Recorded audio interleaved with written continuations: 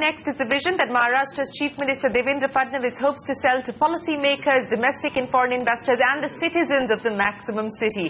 The government's aim is to revive the dream of positioning Mumbai as a global centre for financial services as well as an entertainment hub. The plan includes an ambitious infrastructure mission which will need billions of dollars in financing. Joining us today to talk about Mumbai Next and his dream for the city and the state of Maharashtra, the man spearheading the state, the Chief Minister Devendra. Mr. Fadnavis, appreciate you joining us here on CNBC TV 18. You know, you've got an ambitious plan, Mr. Fadnavis. You're talking about Mumbai Next, you're talking about Make in Maharashtra, you're talking about an urban infra mission. And all of this sounds really nice on paper. It makes for great headlines. But the fact of the matter, and I come from a position of skepticism because of what we've seen happen in the past. The Mumbai Next idea in that sense of positioning Mumbai as a financial capital, a global financial capital, has been a dream, a stillborn dream for almost 7 years. So the question now is, how serious is your government about putting this dream into a mission mode, and what will you need to ensure that it is in fact a reality? See, our government is absolutely serious. We are working very seriously on it. We have not yet completed 100 days, and in this short span we have already given we have already sanctioned 72 kilometers metro network. We have got all the clearances, nearly all the clearances for Trans-Harbour Link, which would link Mumbai to New Mumbai. We are at the verge of getting all the clearances for the coastal road, which is very vital for the Mumbai infrastructure. Because once the coastal road is there, Mumbai can be decongested. We have already got clearance of New Mumbai Airport, and the bid is also submitted. So the infrastructure is put on fast track. So far as the entertainment industry is concerned, we want to market Mumbai as a Bollywood city, because Bollywood has its presence all over the globe, and Bollywood is such a ambassador which creates a real brand.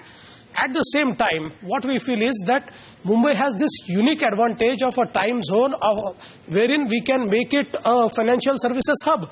So we are trying to make it a global financial services center, so that the advantage of the time zone which Mumbai has can harp upon, and Mumbai can be really developed as a global city. You know, I'll address all of those issues in just a second, sir. But let me ask you this, Mr. Fadnavis. One of the big problems facing Mumbai today is, of course, the infrastructure deficit, if I can call it that broadly. Now, let's take a look at what you need in terms of being able to fund that infrastructure deficit. I'm quoting to you from a McKinsey report, and McKinsey states that about $9 billion will be needed every single year for you to be able to bridge that infrastructure deficit. It makes it $90 billion over 10 years and $180 billion over 20 years. Where do you get this money from? How much money do you already have available through the MMRDA, through land monetization, through the municipal corporation corpus, and how much will you look at raising, sir? I feel for a city like Mumbai, financing is not a problem. We can have financing strategies. As of now, if you look globally, people are ready to invest in infrastructure because they don't have opportunities there. Japanese are ready to invest, Chinese are ready to invest. What they want is a clean project. Once you have a clean project in your hand with all the clearances from all the agencies, the funding is not a problem. Right now, when I cleared 72 kilometers of the metro network, it would require 50,000 crores. So from where will I bring this 50,000 crore can be a question. So JETRO, the Japanese financing agency is there, which JICA, which has agreed to finance it. So there are many multilateral financing agencies, multilateral financing banks, which are ready to finance the infrastructure. It is only the need of the hour is that to have absolute clear projects, and that's what I am doing. I mean, for Trans-Harbour Link, there were 3 times there was a bid, but nobody came forward. That is because the project was not clear. See, in a global financial market, an investor needs a clear project. He is not ready to stop it. And I agree with you. I agree with you, sir. But how are you going to ensure that kind of clarity? Because as far as land acquisition is concerned, land is one of the biggest problems when it comes to infrastructure development in Mumbai and, of course, in several other cities in this country. Land acquisition will also lead to time overruns. It will lead to cost overruns. Project after project, you've seen time overruns of 5 years, 7 years. ministers. You talked about the Navi Mumbai airport. It was supposed to be operational in 2011. It will be operational now, as per your own plan, only in 2019. How will you address the land acquisition issue, sir, and then the resettlement issue, because that again plagues projects and leads to cost overruns and time overruns? I think while you conceive a project, you have to take care of all these aspects. So far as land acquisition is concerned, now the projects I talked about, most of the land is acquired. It's with me, so I can start the project. So far as the projects where land acquisition is needed, now you in a city like Mumbai, the monetization is an instrument. TDR, FSI are the instruments by which you can compensate people. So acquiring land in a city like Mumbai is very easy. In any city, for that matter, is quite easy. It's only when you look at the highway projects and when you need a greenfield land, then the land acquisition process is a bit heavy. But for Mumbai, we can do it, and now we are coming up with a new TDR policy wherein all the reservations, it would incentivize people so that they would come forward and they would give their land on their own, because the incentive which we are giving in our new TDR policy is high, and people will feel that giving their reserved land is more beneficial for them than holding it back. Okay, let me now ask you the question about the multiplicity of agencies, because this is again an issue that has plagued the infrastructure development in the state. More than 20 bodies that are tasked with different kinds of responsibilities that you have to coordinate with. How are you going to ensure that we expedite clearances at the state government level because of this multiplicity of agencies? I know that when you took office, you talked about the idea of putting in place a CEO as far as Mumbai is concerned, but there was a lot of political opposition to that, and the Shiv Sena has now partners with you in your government. Where do things stand about the plan of actually putting in place a CEO for Mumbai? First thing, I never said I want a CEO for Mumbai. It is not needed. It's just one coordination officer is needed. What I am doing is I am putting in place entire mechanism which would look into the coordination of different agencies, and we would create the institutions so that this coordination between the agencies is an institutionalized activity. Why it has to be an ad hoc activity? It has to be institutionalized activity. We have already started that. We have started a war room in Chief Minister's office, and that war room would look into every aspect. Wherever there is a collision, or wherever there is overlapping, or wherever there is a difference of interest, it would step in and it would facilitate. So entire mechanism has been put into, and I feel once that mechanism starts working, more and more coordination would happen. But will the Chief Minister's office really be able to coordinate between these multiple agencies, sir? Is that the right institutional mechanism, the institutional framework to actually try and expedite clearances?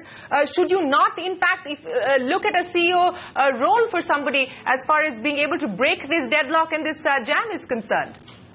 See, why Chief Minister's office can do it? Because 90% of the agencies are under Chief Minister, and rest of the 10% are also the agencies which can be steered by the Chief Minister's office. So it has to be at that level, at the level of Chief Minister, so that the agencies feel the seriousness and they coordinate. And I think that it's a coordinating officer. See, the structure in our democracy is such that you can't have somebody from outside and make him a CEO and he will work. No, nobody will respond.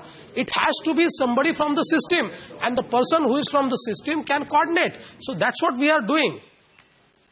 Sir, can you give us a step-by-step update on where things currently stand as far as your urban infra mission is concerned? Because I'm quoting from what I read you had said earlier when you took office, that you want to start with 10 cities which will be marked for development along the lines of smart cities. These will include cities like Nagpur, Pune, and of course the MMR region. But can you give us an update of where things currently stand as far as the urban infra mission is concerned and the endeavor to create smart cities in the state of Maharashtra? See, firstly, creating smart cities, as envisaged by our Honorable Prime Minister, we have already started working on. So, in close consultation with the central government, because the smart city framework is to be given by the central government. Now, it has issued the guidelines. Based on those guidelines, we have already started preparing our proposals. And let me assure you, the first government which would send the proposals to the central government for smart cities would be our government, because we are already ready. At the same time, just not smart cities, but we are trying to create small urban centers, because if you have to catch the urbanization, you cannot catch it in the cities. You have to catch it in the fringe areas. So you need to create new cities in the fringe areas. That's what we have started. So what is the investment plan, sir? If you look at Mumbai or MMR region, just let me explain you. In the MMR region, few days back, I have given clearance to a development plan of 60 villages of Bhiwandi. Now that will be a city which can host 18 lakh population, and it will be a logistic hub city. So we will develop it as a smart city, and it can host the urbanization which is otherwise coming to Mumbai or MMR region. At this, likewise, I have also sanctioned one development plan for 26 villages of Kalyan. Now that will again be a new city which can host 12 lakh population. And again, this city, if we develop and we create the economic ecosystem there, that would arrest the urbanization which would otherwise go to Kalyan. So I feel that once you create small urban centers, that urban centers can fuel the growth. At the same time, they can manage the urbanization. Mr. Fadnavis, you have big plans, sir. If I can ask you to articulate for us very clearly that I would imagine that you're hoping to roll all of this out in phases. In phase one, as far as the urban infrastructure mission is concerned, what is the envisaged investment and what is the timeline that you're looking at? See, for different projects, there is a different set of investment. So I won't say that the investment is so many crores or... See, in the infrastructure, the immediate projects which I have in my hand, the investment is around 1 lakh crore. But it can be more, because more and more projects are coming. And there are different phases. So there are certain projects which we will complete in 3 years, some in 5 years, some in 6 years. But mostly I think that in the 5 years' time, we will be able to deliver most of the infrastructure projects.